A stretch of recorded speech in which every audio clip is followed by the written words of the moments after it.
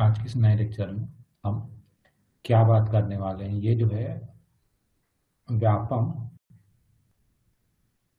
2015 में जो एग्ज़ाम हुआ था उसका एक सेट है ना। क्वेश्चन को सॉल्व करते हैं। ये जो है आपके पास व्यापम के सारे परीक्षाओं के लिए इम्पोर्टेंट होगा। साथ ही साथ ये जो है आपका सीजी सेट में जो पार्ट 1 होता है उसके लिए भी हेल्पफुल है।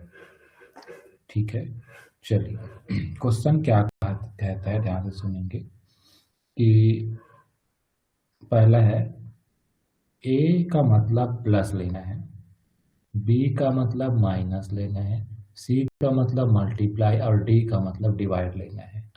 डी का मतलब डिवाइड लेना है, तो इसका वैल्यू आपको फाइंड करना है ना। कैसे फाइंड करेंगे देखिए, रख देते हैं डायरेक्ट, है ना। 8, सी का मतलब कितना है गुना, तो गुना 7 है ना। 8 इंटू 7, सी का मतलब फिर से मल्टीप्लाई 7, ए मीन्स प्लस, तो +5 +5 और आगे क्या है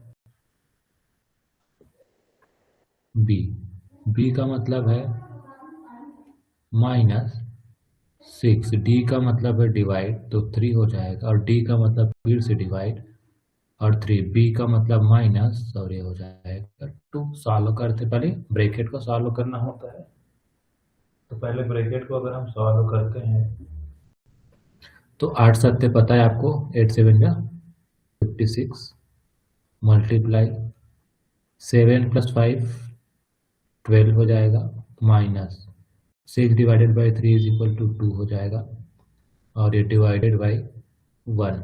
ओके, अब आप डिवाइड कर देते हैं, 2 डिवाइडेड बाई 1 मतलब -2 ही बचेगा, तो 56 मल्टीप्लाई बाई 1 2 -2 कर देते हैं मल्टीप्लाई। इन दोनों को जब मल्टीप्लाई करेंगे तो कितना आएगा, 12 6 का 72, 2 12 5 60 और 60 और ये 67 हो जाएगा, माइनस कर दो तो ये हो जाएगा आपके पास 670। तो आपका आंसर सी सही हो जाएगा, है ना।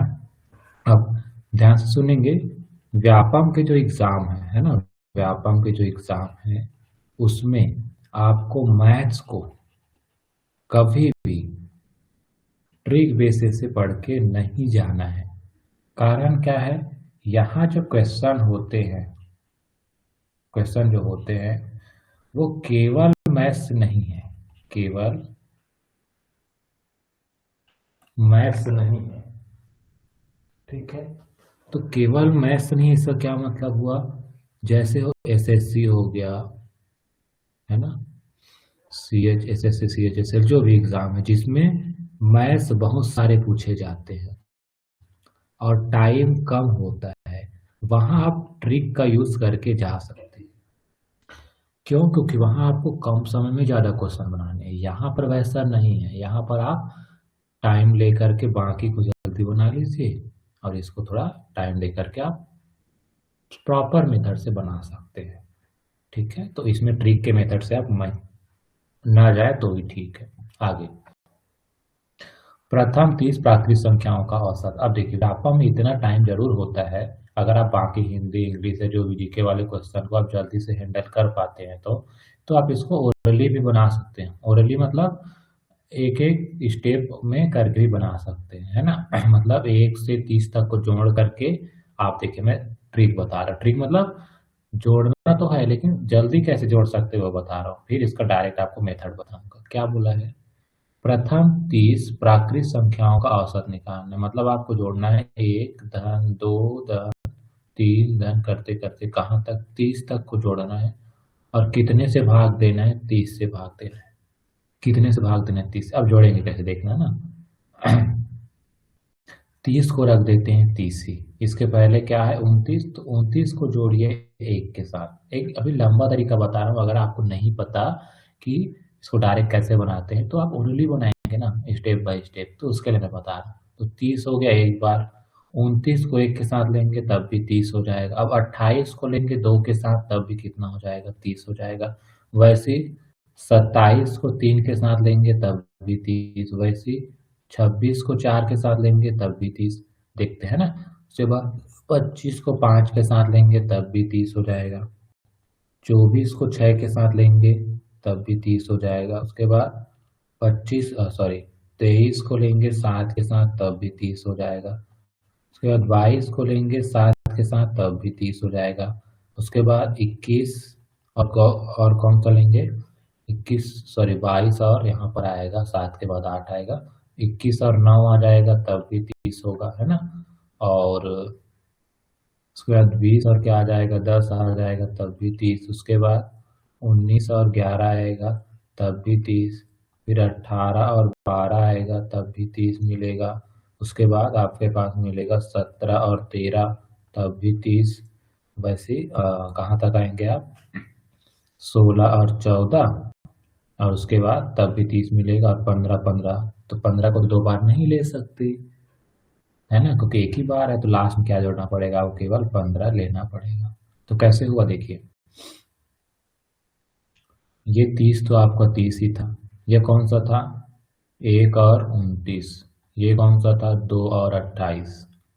ये कौन सा था, 3 और 27। ये कौन सा था आपके पास, 4 और 26। ये कितना रहेगा, 5 वाला। ये वाला 6, ये 7, ये 8, ये 9, ये 10, 11, 12, 13 और ये 14। और लास्ट 14, मतलब 14 और आपके पास कौन सा आ जाएगा, 16। 14 और 16 का है, ठीक है, 14 और 16 का। ठीक, तो देखिए 30 कितना बड़ा है, 1 2 3 4 5 6 7 8 9 10 11 12 13 14 15। तो 15 बार 30 आया है, तो जोड़ेंगे तो इतना हो जाएगा, और लास्ट में 15 को और जोड़ देंगे, ठीक है। और डिवाइड करना है 30 से, तो 15 से 15 कॉमन आ जाएगा, तो बचा क्या अंदर में, 31। 30 और 31 बटे 30, 15 दूनी 30, तो 31/2 मतलब 15.5 आएगा आंसर, ठीक है। ओरली बनाएंगे तब भी, लेकिन इसके लिए आपके पास एक जो रूल होता है वो समझिए। क्या रूल होता है कि प्रथम जो n है ना, रूल समझेंगे आप, प्रथम n प्राकृत संख्याओं का योग, का योग क्या होता है, n+1/2, ठीक है।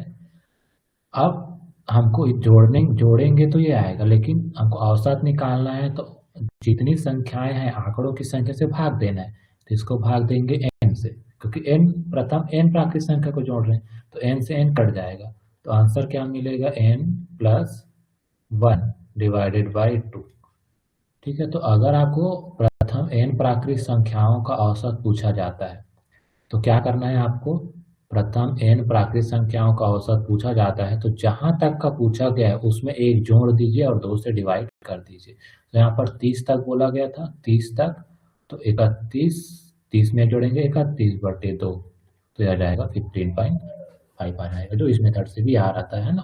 तो मैं ये बोल रहा हूँ, अगर आपके पास टाइम है और आपको ये सब रूल नहीं पता, तो भी आप ऐसे आप बना सकते हैं, ठीक है। थोड़ा सा जोड़ना घटाना कैलकुलेशन फास्ट करिएगा, बन जाएगा।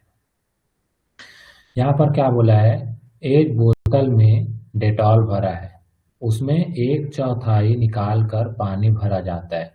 यदि यह प्रक्रिया 3 बार दोहराई जाती है, तो 3 बार के पश्चात क्या होगा, बोला है कितना आपके पास पानी और डेटॉल का अनुपात होगा।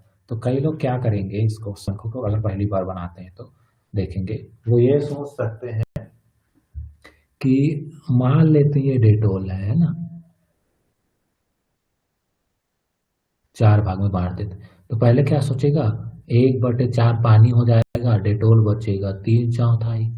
अगली बार जब करेंगे तो 2/4 बचेगा, और डेटॉल भी 2/4 बचेगा, है ना, आधा आधा हो जाएगा। लेकिन ये गलत रूल है, यहाँ पर ये नहीं बोला गया है कि हर बार आप पहले जितना था उसका 1/4 निकालिए, नहीं बोला है। एक बार निकालने के बाद जितना डेटॉल बचा रहेगा उसका एक चौथाई निकालना है आपको। क्या बोल रहा हूँ, समझ आ रहा है? मतलब इसको यहाँ पर समझेंगे आप। जैसे पहले था 4 लीटर, मान लेते हैं डेटॉल था, क्या था, डेटॉल कितना था, 4 लीटर। जब इसका एक चौथाई निकालेंगे तो 3 लीटर बचेगा। कितना लीटर बचेगा, 3 लीटर क्या बचेगा आपके पास, डेटॉल बचेगा। तो अब 3 लीटर में से अभी एक निकाले थे यहाँ से, तो अगली बार में भी एक नहीं निकालना है ना, इस एक का 3/4 तो 3/4 निकलेगा अगली बार में। फिर अगली बार में क्या होगा, इस 3/4 का एक चौथाई निकलेगा। तो इस टाइप से चलेगा आपके पास। आ रहा है समझ में? तो इसको बनाना कैसे है, देखिए, इसको रब कर देता हूँ, जस्ट मिनट। चलिए, तो क्या होगा, मान लेते हैं पहले था आपके पास डेटोल था 4 था, ठीक है। टोटल कितना था, 4 लीटर है, जो भी मान सकते हैं, वो 4 था। तो इसका एक चौथाई निकालेंगे तो क्या होगा, 4 का एक चौथाई इतना, तो 1 लीटर निकल जाएगा। तो अब कितना बचा, 3 लीटर बचा। अब 3 का आपको क्या निकालना पड़ेगा, 3 का फिर से एक चौथाई निकालना पड़ेगा।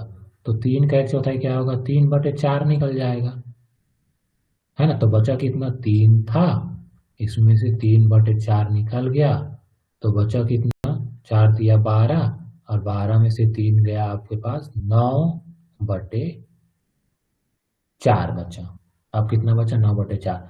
अब फिर से इसका एक चौथाई निकालना है, तो एक चौथाई निकालेंगे तो 9/4 था, इसमें से 9/4 का एक चौथाई निकालना है, तो इतना बचेगा।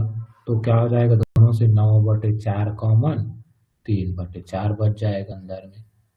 ठीक है, 3/4 कैसे आया, देखिए, 9/4 दोनों से कॉमन आ जाएगा, तो बचा क्या, 1 1/4, मतलब क्या, 9/4 और 3/4, है ना। एक इसको एक बार और करेंगे, है ना, तो एक बार और करेंगे तो आपके पास आंसर क्या आने वाला है, क्या आ जाएगा, 9/4 और 3/4 में 9/4 3/4 का चौथाई निकालना है, तो ये आपके पास आंसर आएगा। तो इसको आप हल कर लीजिएगा, आंसर इसमें से कोई भी नहीं होगा, 37/25 ऐसा कुछ मिलेगा। ठीक है, तो उपरोक्त में से कोई नहीं, ये आपका आंसर होगा। ठीक है, आगे बढ़ते हैं इस क्वेश्चन की ओर। क्या बोला गया देखेंगे आप ध्यान से, कि एक स्कूल है, उसमें लड़की और लड़कों का अनुपात कितना है, 4:3 है। आगे क्या बोला गया है भाई, कि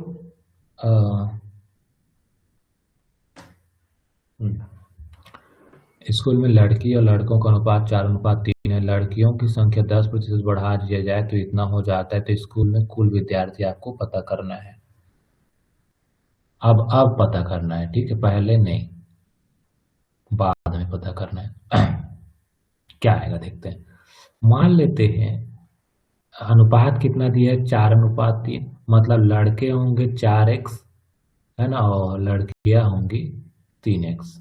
अब क्या बोला है कि लड़कियों की संख्या 10% बढ़ा देते हैं। अभी लड़के कितने हैं, 3x, बढ़ाना कितना है, 3x में 3x का 10% बढ़ाना है, तो कितना हो जाता है, बोला है 363। ठीक है, तो ये हो जाएगा 3x/10 हो जाएगा, ये 10 हो जाएगा। आया कितना, ये 363। 10 से 100 को काटेंगे तो 10 बचेगा नीचे। दोनों से क्या कॉमन आ रहा है, 3x निकाल देते हैं। क्या बचा, यहाँ 1, यहाँ 1/10 बराबर 363 हो गया। तो 3x ये हो जाएगा 11/10 हो जाएगा बराबर 363। 3 से काटेंगे, 3 × 1 = 3, 3×2 = 6, 3 × 1 = 3। क्या बचा, x गुना 11/10 बराबर 121 बचा।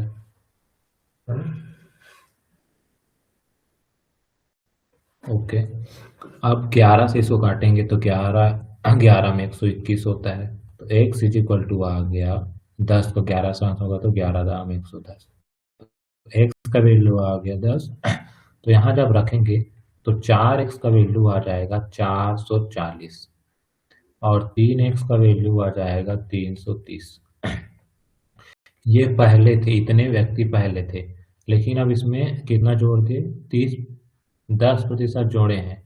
तो पहले कितने थे स्टूडेंट, 440, 330 थे, मतलब पहले कितने थे, 370 थे। अब लड़की 330 थे, उसमें से 330 का 10% और बढ़ गया, तो ये कट जाएगा, ये कट जाएगा, तो 33 बढ़ गया, तो 33 यहाँ पर जोड़ देंगे तो 3 7 3 10 का 0 हासिल 1 और 403। तो अभी सॉरी यहाँ पर 7 आएगा, सॉरी, तो ये 803 स्टूडेंट वही वर्तमान में हो जाएगा। तो option number B is the correct answer. आ गया आपको समझ में? ठीक है, आगे बढ़ते हैं। इसको अपन बाद में देखते हैं। यहाँ पर क्या बोला गया है, दो चिन्हों को बदलने पर समीकरण सही हो जाएगा। किसको किसको बदलेंगे दे बोला गया है ना। तो चलो ट्राई करते हैं शुरू से ही। गुना को माइनस से चेंज करना है बोला है और माइनस को गुना से करना है चेंज, तो क्या आ जाएगा 5। धन को सेम रखना है, ऋण के जगह करना है बोला है, यहाँ पर 3 है, जस्ट मिनट 3। माइनस के जगह करना है बोला है गुना, तो कर दिए गुना 5, और गुना के जगह माइनस, तो -5। भाग का भाग आ जाएगा 1। देख लेते हैं क्या आ रहा है, 5 है ना, और यहाँ पर 5 दिया 15 हो गया, -5, क्योंकि 5 को 1 से भाग देंगे यहाँ पर इसको, तो 5 ही बचेगा, तो ये और एक कट गया, तो आंसर कितना है 15। तो पहला ही आंसर काम कर गया। ठीक है, आगे बढ़ते हैं। सबसे छोटा अनुपात कौन सा है बोला गया है, सबसे छोटा अनुपात। तो जब भी ऐसा क्वेश्चन आएगा ना, आप 2 ठाने को लेकर देखिए और कैंसल करते जाइए। चलो मैं इन दोनों को लेकर के देखता हूँ, है ना। पहला क्या है, 25/7 और 37/3 है। ठीक, ऐसे क्वेश्चन को आप भाग दे करके दशमलव में भी आंसर ला के कर सकते हैं। दूसरा तरीका क्या है आपके पास कि आप क्या कर सकते हैं, तिरिया गुना वाला मेथड। जैसे इन दोनों को तुलना करना है, कौन सा बड़ा है, इसका गुना इसके साथ करिए। 2 ठाने को ले लीजिए, दोनों में बड़ा कौन सा है अगर चेक करना है तो तिरछा ऐसे गुना करिए, ऊपर वाले का नीचे से, नीचे वाले का ऊपर से। तो 25 दिया कितना आ रहा है 75, और 37 सत्य करेंगे, 49 का 9 हासिल 4, 7 दिया 21 4 25 200, इतना कुछ आ रहा है ना। तो ये तो बड़ा हो गया ना, तो ये बड़ा कौन सा साइड है, ये वाला। तो ये बड़ा नहीं है, इससे बड़ा ये है ना। तो ये आंसर आपके पास कैंसल हो जाएगा। ठीक है, अब यहाँ पर आप लॉजिक लगाते हैं, इसमें भी वही कर सकते हैं। अब इन दोनों को लेकर के देखिए आप, तो इन दोनों को लेके देखेंगे तो क्या हो सकता है, 27 37 गुना 21 करेंगे, मतलब 37/3 और 67/21 करेंगे। इसका गुना इसके साथ करेंगे तो कितना आएगा आप करके देख लीजिए, तो 37 है ना, 37 एकम 37 का 7 हासिल 3, 37 दूनी कितना हो जाएगा 35 दूनी 70, 74 74 75 76 77 इतना आएगा। और इसका इसके साथ करेंगे तो 6 दूनी 12 6 3 18 180 700 7 या 21 और 200, लगभग 1 के आसपास आंसर मिलेगा। तब भी ये बड़ा हो गया, तो अभी भी ये वाला बड़ा है। कौन सा छोटा हो गया, 67/21, ये गलत हो गया। उसके बाद ये भी से छोटा होगा, आप करके देख सकते हैं वैसे। अब लॉजिक से देखते हैं, यहाँ पर आप देखेंगे तो 21 दिया लगभग 3 गुना हुआ है, यहाँ पर लगभग 3 गुना हुआ है, लेकिन ये कितना गुना हुआ है, लगभग ये हुआ है 12 गुना। कितना गुना, 12 गुना। तो इसका जो आंसर आएगा लगभग 12 के आसपास आएगा, तो इसीलिए ये डायरेक्ट आंसर सही हो जाएगा। ठीक है, तो क्या करना है आपको, A/B और C/D को तुलना करना है, बड़ा कौन है, तो इसका गुना इसके साथ करिए, इसका गुना इसके साथ करिए। जिस साइड का बड़ा आएगा, मतलब AD अगर बड़ा हो जाता है BC से ऐसा, तो ये वाला नंबर अगर बड़ा आ रहा है तो ये बड़ा होगा, और अगर ये बड़ा आएगा तो C/D बड़ा हो जाएगा। ठीक है, चलिए आगे बढ़ते हैं अब। आगे क्या है आपके पास, इसको सॉल्व करना है बोला है, कितना आएगा। ठीक है, तो सॉल्व करते हैं इसको। 16, तो 16 को क्या लिख सकते हैं, मतलब 1.6 को क्या लिख सकते हैं, 16/10 की घात 1/2।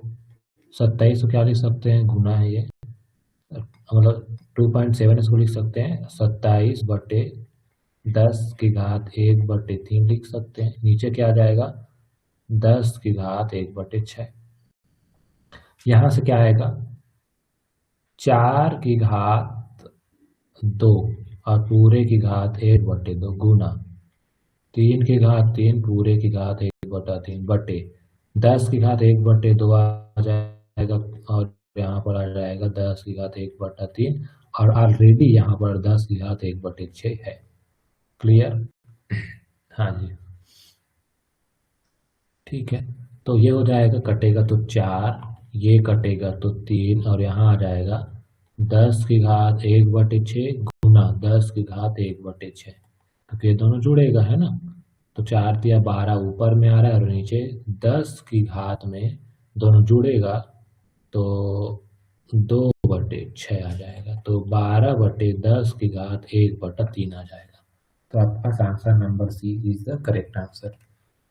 आगे क्या बोला गया है, डी जो है इन दोनों का जीसीडी है। क्या है, जीसीडी है, मतलब ग्रेटेस्ट कॉमन डिवाइजर है, महत्तम समापवर्तक है। तो इसका वैल्यू क्या आएगा, तो इसको मैं एक एग्जांपल से लेके चलते हैं।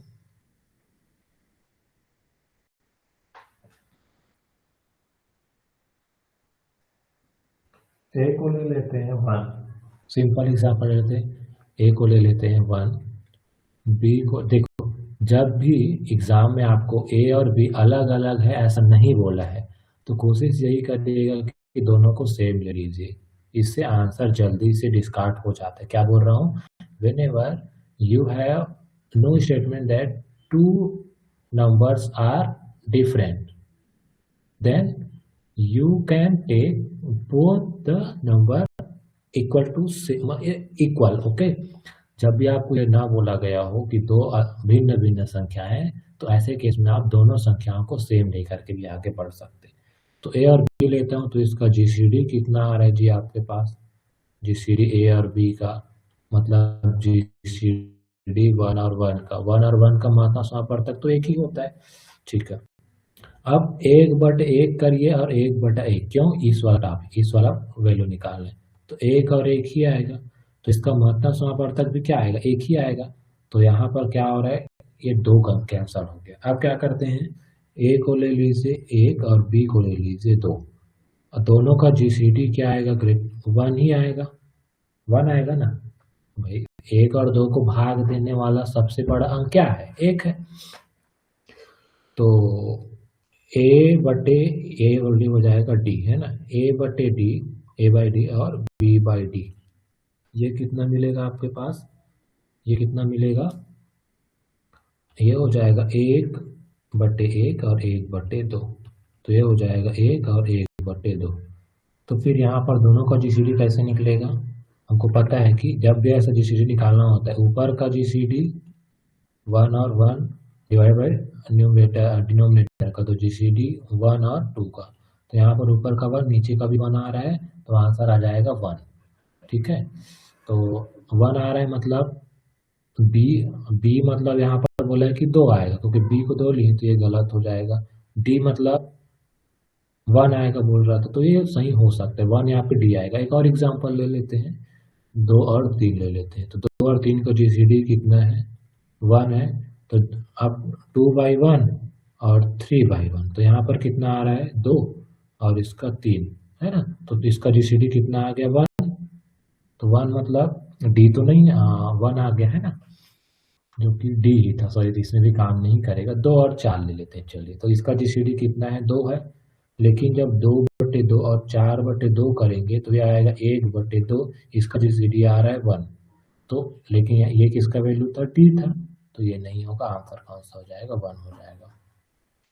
ठीक, अब इसको मैं एक रिजल्ट के तौर पर देखते हैं यहाँ पर कि जीसीडी किसका निकालना है, A/D और B/D। अब ध्यान से देखेंगे, जब भी इसका जीसीडी निकालना होता है तो जीसीडी ए और बी का निकालिए और जीसीडी किसका निकालिए, डी और डी का निकालिए।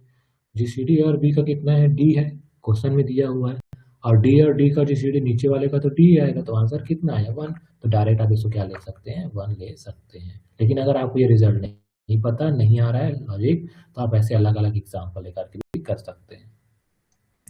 अगला क्वेश्चन क्या बोला गया, एक व्यक्ति की स्कूटर किसी कीमत पर क्रय करता है, खरीदता है ना, 2 वर्ष बाद 20% हानि पर बेचता है। यदि 4,000 में बेचता तो उसे 20% लाभ होता। स्कूटर का क्रय मूल्य कितना है बोला गया है, ठीक है।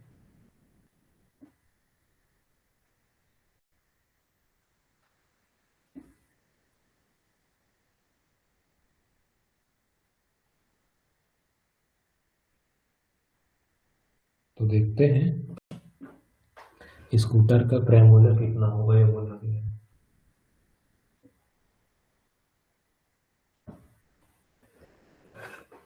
इसको रफ कर देते हैं।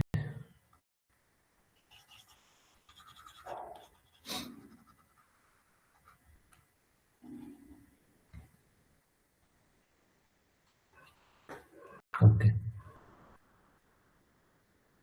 मान लेते हैं स्कूटर था X रुपए में, 20% हानि में बेचता, मतलब X का 20%, मतलब मान लो 100 में है तो 80 में बेचता ना, तो 0.8x हो जाता।